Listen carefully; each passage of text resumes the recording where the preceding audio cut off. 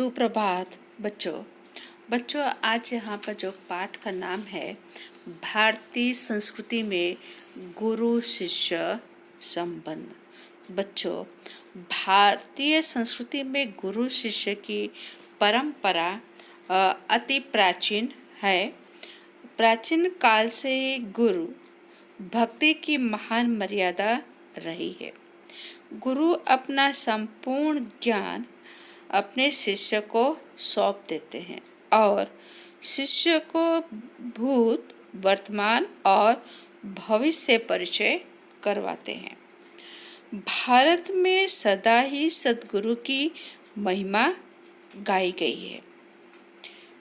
जाती रही है। जैसे बच्चों एक श्लोक है कि गुरु गोविंदो खड़े काके लागू पाए, बलिहारी गुरु आपनो गोविंदियो बताए।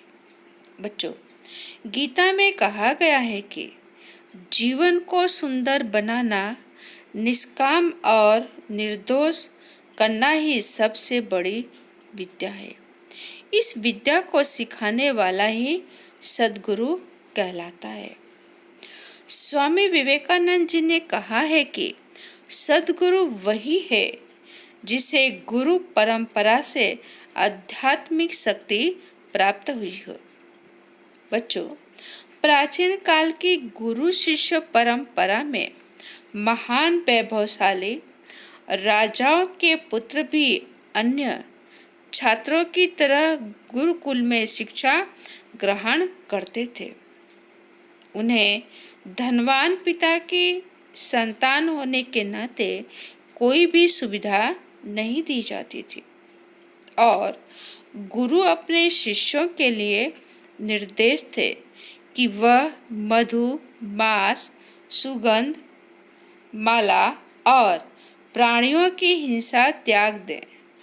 वह अपने गुरु के साथ शरीर, वचन, बुद्धि और इंद्रियों पर ध्यान एकाग्रचित करें। तो बच्चों, आज यहाँ जो पाठ है भारतीय संस्कृति में गुरु शिष्य परंपरा। बच्चों, प्राचीन काल में गुरु शिष्य संबंध की एक उज्जवल परंपरा थी कि तब गुरु का आश्रम विद्या मंदिर के समान होता था और प्राचीन काल में वहाँ पैसे का कोई स्थान नहीं होता था। जैसे आज पश्चिम के प्रभाव से गुरु शिष्य संबंध बदल गए हैं। तो बच्चों, इस पाठ में भी वैसे ही बताया गया है। तो पहले हम इस जो पाठ के लेखक हैं आनंद शंकर माधवन। तो पहले लेखक का परिचय हम पढ़ेंगे, उसके बाद में आगे पाठ की चर्चा करेंगे। ओके, तो देखते हैं जो लेखक है श्री आनंद शंकर माधवन का जन्म केरल प्रदेश के क्विलन जिले में हुआ था। डॉक्टर जाकिर हुसैन के संपर्क में आने से हिंदू मुसलमान के मधुर यानी मीठे संबंध के पक्षधर बन गए। महात्मा गांधी के भारत छोड़ो आंदोलन में माधव जी का सक्रिय सहभाग रहा। यानी कि जब महात्मा गांधी जी ने अंग्रेजों को कहा कि भारत छोड़ो, बराबर, और उस तरह का आंदोलन चला, तो माधव जी भी क्या हुए, इस आंदोलन में भाग लिए और फिर जेल में रहकर हिंदी भाषा का अध्ययन किया। किसने? माधव जी ने। और उनको देश की आज़ादी के लिए उनको जेल भी जाना पड़ा और जब वो जेल में गए तभी उन्होंने हिंदी भाषा सीखा।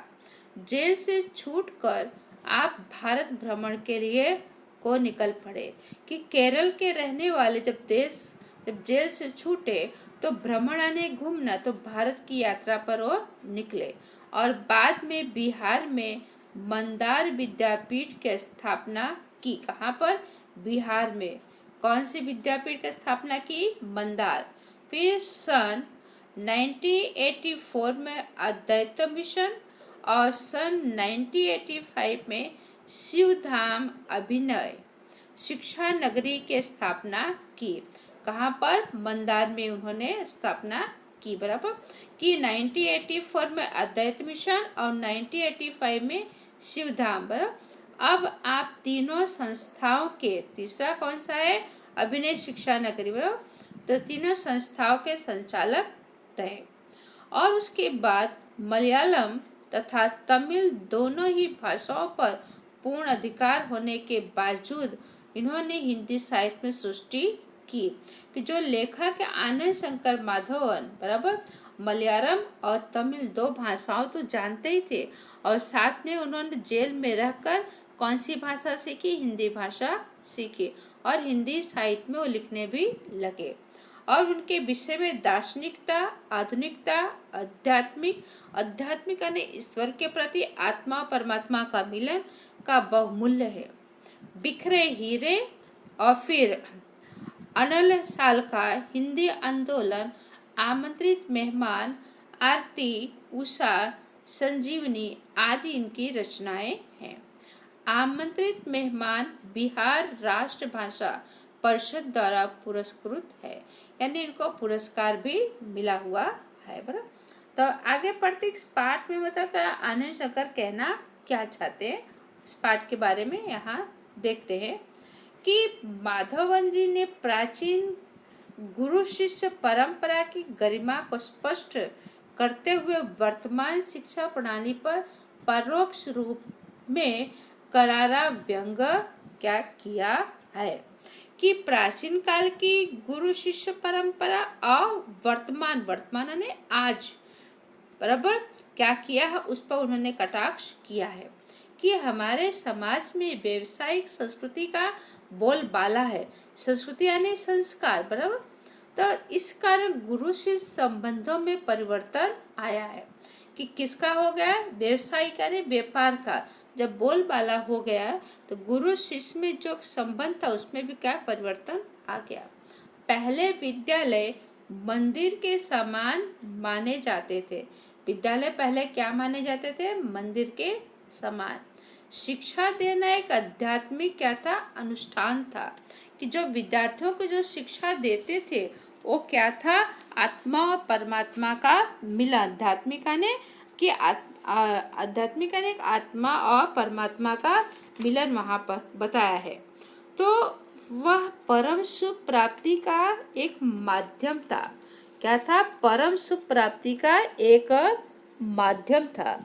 और फिर यहाँ पर जो है अनुष्ठान ने नियम पूर्वक कार्य को आरंभ करना यहाँ पर एक दिया हुआ है।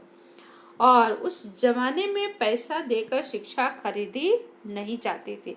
कौन से जमाने में? प्राचीन काल में, कि पैसा देकर शिक्षा नहीं ली जाती थी। क्या आज वैसी स्थिति है? क्या आज शिक्षा के क्षेत्र में वही निष्ठा, वही त्याग नजर आता है? लेखक ने हमें अंतर्मुख होकर सोचने के लिए बाध्य किया है। बाध्य ने मजबूर, अंतर्मुख आने की अंदर की ओर अपने ध्यान को ले जाना कि आज क्या वैसा है कि बिना पैसा दे करके हम शिक्षा प्राप्त कर रहे हैं, लेकिन ऐसा आज हमें देखने को मिलता नहीं है। अब उस तरफ लेखक ने सभी का ध्यान खींचा हुआ है। निष्ठा ने हालात या दशा, क्या वैसा ही है जो प्राचीन काल में जो गुरु अपने शिष्य को जो शिक्षा देता था, क्या वैसा है? वैसी अवस्था, वैसा हालात आज है? वो अंदर की तरफ लेखक ने बताया है कि अंदर हमें झांकने की जरूरत है, अपने अंतर्मुख हमें देखना है, सोचना है, हमें मजबूर किया है लेखक ने इस पाठ में। बराबर तो बच्चों इस पाठ का जो सारांश है, इस पाठ में लेखक का सारांश इस तरह से है कि प्राचीन भारत में विद्यालय जो था वो मंदिर के समान, उसे आश्रम भी कहते थे, और उसमें जो शिक्षा दी जाती थी आध्यात्मिक अनुष्ठान यानी आत्मा परमात्मा से जोड़ा जाता था। उसमें विद्या देकर पैसा नहीं लिया जाता था। बराबर शिक्षा बेची नहीं जाती थी। और शिक्षा देना उसमें परमेश्वर को पाने का एक माध्यम, एक मार्ग था। और जो शिष्य होते थे, उन शिष्य को गुरु अपने पुत्र से भी बढ़कर अधिक उन्हें मानते थे। लेकिन आज यह प्रथा ऐसी हो गई है कि आज यह प्रथा यूरोप से आई हुई प्रथा है कि शिक्षक वेतन भोगी हो गया है और वह शिष्यों को विद्यार्थियों को फीस तो देना ही पड़ता है। विद्यार्थी फीस दे करके शिक्षा प्राप्त करते हैं। आज शिक्षा की प्रणाली, आज जो शिक्षा है वो एक शिक्षकों का पेट पालने का साधन बन गया है, लेखक ऐसा कह रहे हैं। और लेखक यहाँ भी ऐसा बता रहे हैं कि भारत में मतलब कि भारत के लोगों को अपने यहाँ के मूल्यों के चीज़ों के बारे में उन्हें पता नहीं चलता है जब विदेशी लोग उनकी कदर करते हैं। जैसे भारत में स्वामी विवेकानंद का स्वागत जब हुआ और अमेरिका में उन्होंने नाम कमा लिया, तब नोबेल पुरस्कार उनको मिला। और बंगाली लोग रविन्द्रनाथ ठाकुर को सम्मान करने लगे, बराबर। और फिर वैसे भरतनाट्यम और कथकली जैसे नृत्य विदेशों में अधिक प्रिय होने लगी, बराबर। तो आज भारत में अमेरिका, इंग्लैंड या जर्मनी जाना स्वर्ग जाने जैसा लोगों को लगता है। वे यह नहीं जानते कि जर्मनी का विद्वान, बराबर, कहाँ का विद्वान, जर्मनी का विद्वान कौन, मैक्स मूलर, भारत में आने के लिए जीवन भर प्रार्थना करता रहा। कहाँ से, जर्मनी का जो विद्वान और भारत, उसका नाम है मैक्स मूलर, वो भारत आने के लिए जीवन भर प्रार्थना करता रहा। तो बच्चों, एक जो पहलवान गामा प्रसिद्ध हैं और मुंबई आकर दुनिया के पहलवानों से कुश्ती जीतने के लिए उन्होंने ललकारा। तो एक बार एक पत्रकार ने पहलवान गामा से कहा कि तुम दुनिया के पहलवानों को कुश्ती लड़ने के लिए तुम ललकार रहे हो, तो क्या तुम अपने अमुक शिष्य से लड़कर तुम कुश्ती लड़कर तुम जीत कर बता सकते हो? तो उस पत्रकार को उन्होंने उत्तर दिया कि आप बात जिस तरह से कर रहे हैं, तो वह मेरा शिष्य है और मेरा शिष्य मुझे मेरे बेटे से भी क्या अधिक प्रिय है। उसमें और मुझ में कोई फर्क नहीं है। मैं लड़ा या वह लड़ा, दोनों बराबर ही है। तो वह मुझसे ज़्यादा नाम कमाए, मुझे लगता है कि आप हिंदुस्तानी नहीं है। यानी कहने का मतलब यह है कि हर एक गुरु यही चाहता है कि उसका जो शिष्य हो, वह शिष्य अपने गुरु से आगे निकले, बराबर, नाम कमाए। तो बच्चों, बता रहे हैं आगे लेखक यहाँ पे कि हमारे देश में गुरु और शिष्य की जो परंपरा मतलब यदि कहीं जीवित है तो वह सिर्फ पहलवानों और संगीतकारों में ही है। वैसे भगवान रामकृष्ण परमहंस को उन्होंने बहुत प्रार्थना की अच्छे शिष्य पाने के लिए, तब उन्हें विवेकानंद जैसे उन्हें शिष्य मिले। और ईसा मसीह ने अपने शिष्यों को अधिक महत्व दिया है, बराबर। और संगीत की अपेक्षा श्रोता अधिक श्रेष्ठ होते हैं। हम और बता रहे हैं कि हमारे यहाँ पूज्य की अपेक्षा पुजारी को अधिक महत्व दिया गया है। और गुरु शिष्य परंपरा में किसी भी धर्म जाति को महत्व नहीं दिया जाता है, उनके गुण, उनकी प्रमुखता को महत्व दिया जाता है।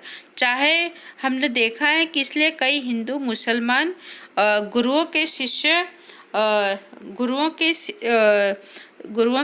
रहे हैं और कई मुसलमान हिंदू गुरुओं के शिष्य हैं।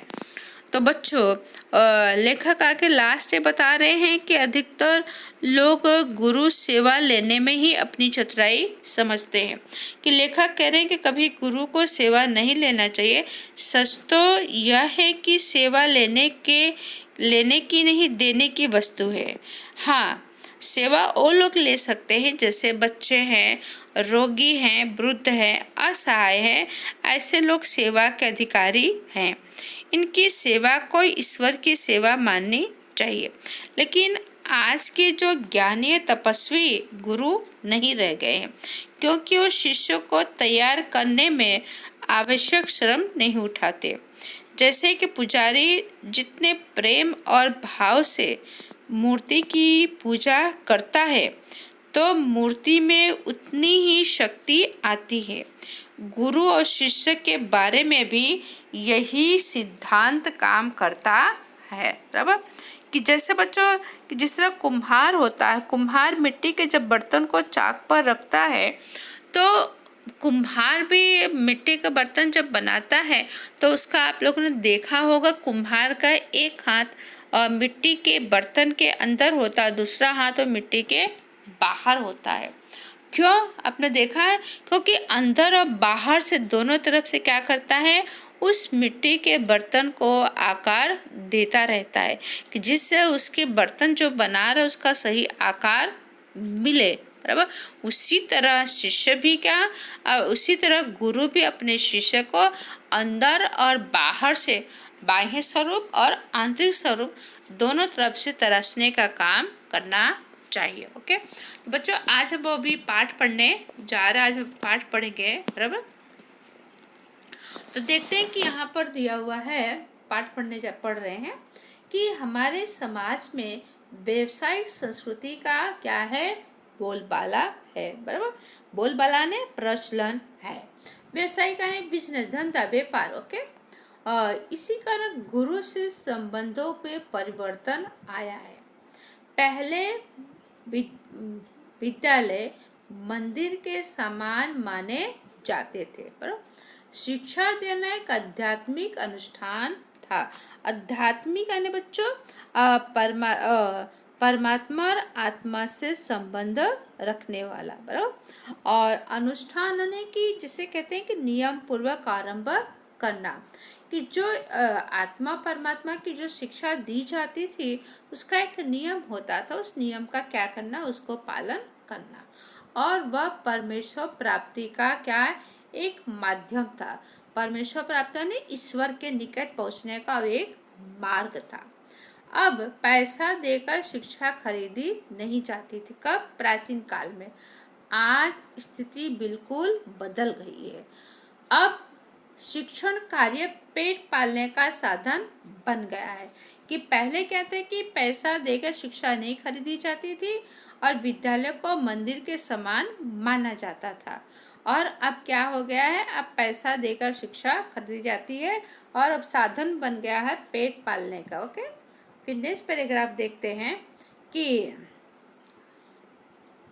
जिसे भारतीय संस्कृति कहा जाना चाहिए वह आज भारतीय मानसिक स्थिति में क्रियाशील नहीं है। जिसे हम भारतीय संस्कृति कहते हैं वो भारतीय संस्कृति क्या है, आज क्षितिज में क्रियाशील नहीं है। क्षितिज यानी कि जहाँ वह स्थान जहाँ पृथ्वी और आकाश मिलते दिखाई देते हैं। क्षितिज यानी बच्चों वह स्थान जहाँ पृथ्वी और आकाश मिलते दिखाई देते हैं। क्रियाशील यानी अपने कर्म में, अपने कार्य में व्यस्त। बराबर तो बता रहे हैं कि भारतीय मानसिक क्षितिज में क्रियाशील नहीं है। आज एक प्रकार का अव्यवस्थित व्यवसायिक संस्कृति व्याप्त है, व्याप्त ने फैला हुआ है, कि जिसकी जड़ शायद यूरोप में है। भारतीयों के सार्वजनिक, बराबर क्या है, भारतीयों के सार्वजनिक यानी सभी के लिए व्यवहार में गुरु शिष्य संबंध का भी तदनुरूप परिवर्तन हो गया है। क्या हो गया है? तदनुरूप परिवर्तन। तदनुरूप का मतलब क्या होगा बच्चों, बताइए। हाँ, तो इसका मतलब यह होगा कि जिसे कहते हैं कि क्या बोलते हैं उसे, कि जो हमारी जो पुरानी जो परंपरा है उस परंपरा के दौरान। बराबर फिर उसके बाद यहाँ पर देखते हैं आगे कि हाँ कहाँ गए, हाँ फिर उसके बाद हाँ वेतन भोगी। यहाँ गुरु क्या हो गए हैं, वेतन भोगी नहीं थे, कब वेतन भोगी नहीं थे? प्राचीन काल में, बराबर। और न शिष्य को शुल्क देना पड़ता था। शुल्क यानी फीस।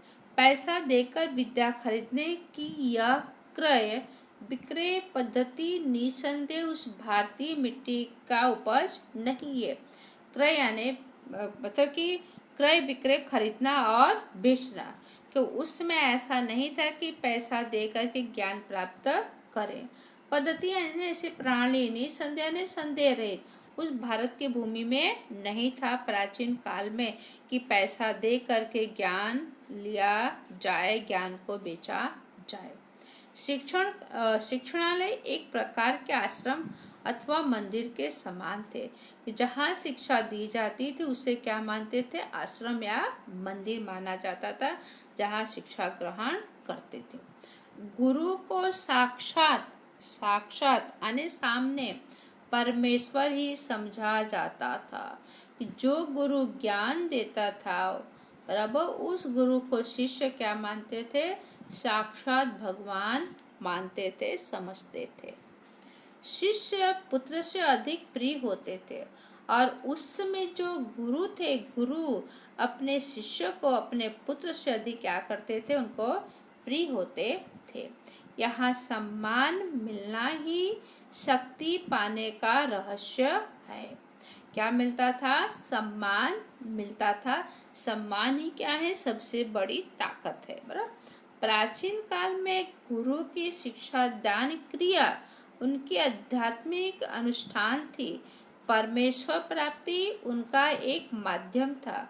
वह आज पेट पालने का जरिया बन गया है।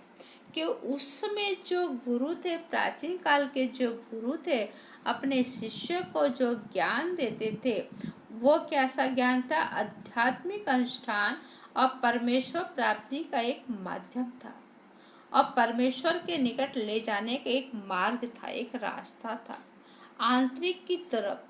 लेकिन आज क्या हो गया है कि आज लोग पेट शिक्षा जो है वो पेट पालने का एक जरिया बना लिए हैं, बराबर। और प्राचीन काल में पैसा देकर न शिक्षा खरीदी जाती थी और न शिक्षा बेची जाती थी, लेकिन आज वो रहा नहीं है। अब आगे लेखक बता रहे हैं यहाँ पर कि प्रारंभ में विवेकानंद को भारत में महत्वपूर्ण स्थान प्राप्त नहीं हुआ। किसको? विवेकानंद को। प्रारंभ माने शुरुआत में। लेकिन जब उन्होंने अमेरिकन नाम कमा लिया तो भारतवासी दौड़े मालाएं लेकर स्वागत करने, बराबर। तो बता रहे हैं कि भारत में जब विवेकानंद थे तो उनको मान सम्मान नहीं मिला, लेकिन जब अमेरिका वाले उनको मान सम्मान दिया, उनका स्वागत किया, तब भारत वाले ने भी उनका स्वागत किया। वैसे ही रविन्द्रनाथ ठाकुर को भी नोबेल पुरस्कार मिला तो बंगाली लोग दौड़े यह राग अलापते हुए अमादेव ठाकुर, अमादेव कठोर सुपुत्र ने काबिलियत पुत्र है, बराबर। कि जब उनको नोबेल पुरस्कार मिला तब बंगाली लोग क्या कौन सा राग अलापने लगे कि अमादेव ठाकुर, अमादेव कठोर पुत्र, बराबर, इस तरह का राग अलापने लगे, बोलने लगे। वैसे दक्षिण भारत में कुछ समय पहले तक भरतनाट्यम और कथकली को नहीं पूछता था, बराबर। कि उस दक्षिण भारत में जो कला है, बराबर, कथकली को, भरतनाट्यम, इनको कोई महत्व नहीं दिया। लेकिन जब इस विदेशों ने इनको मान सम्मान दिया तब भारतवासियों ने क्या किया? तब भारतवासियों ने अपनी संस्कृति को उतना अधिक उनको महत्व दिया, बराबर। कि हमारे भारत में भी ऐसे अपूर्व चीज़ें पड़ी हुई हैं क्या? तो वैसे चीज़ यहाँ वही बता रहे हैं कि यहाँ के लोगों को अपनी खूबसूरती नहीं नज़र आती, मगर पराये के सौंदर्य को देखकर मोहित हो जाते हैं। जिस देश में ज्ञान पाने के लिए, बराबर, कि जिस देश में ज्ञान पाने के लिए, यहाँ ध्यान देंगे कौन? मैक्स मूलर, बराबर, ने जीवन भर प्रार्थना की उस देश के निवासी आज जर्मनी और विलायत जाना स्वर्ग जाने जैसा अनुभव करते हैं। कि बता रहे हैं कि मैक्स मूलर जर्मनी का रहने वाला है और वह बहुत प्रार्थना करता था कि वो भारत में आए, बराबर। लेकिन आज भारत के लोग क्या हैं? क्या आज भारत के लोग कहाँ अमेरिका लंदन जाने का क्या समझते, जैसे वो स्वर्ग जा रहे हैं। तो ऐसे लोगों को प्राचीन गुरु शिष्य संबंध की महिमा सुनाना गधे को गणित सिखाने जैसा व्यर्थ प्रयास ही हो सकता है। व्यर्थ यानी बेकार, गधे को गणित सिखाना यानी बेकार की बातें करना। तो ये मुहावरा है, गधे गणित सिखाना, व्यर्थ प्रयास करना, व्यर्थ कोशिश करना। यानी कि लेखक कहना चाह रहे हैं कि भारत की संस्कृति में, भारत की परंपरा में इतना ज्ञान, इतना भंडार भरा हुआ है कि आज भारत के लोग कहाँ जा रहे हैं, आज भारत के लोग कहाँ, जो जर्मनी, अमेरिका, इंग्लैंड जा रहे हैं। लेकिन उस समय मैक्स मुलर वो जिंदगी भर प्रार्थना करता रहो भारत आने के लिए। तो वही बता रहे हैं कि आज सब व्यर्थ है, लोगों के कितने भी ज्ञान की बातें करो उनकी समझ में आता नहीं है। समय बीत गया, लोगों की सोच बदल गई है। तो बच्चों आज हम इतना ही करेंगे, बाकी आने वाले समय में आगे पाठ की चर्चा करेंगे। Thank you. इसके शब्दार्थ लिख कर भेजूँगी, उसे अपनी कॉपी में आप लिख डालिएगा।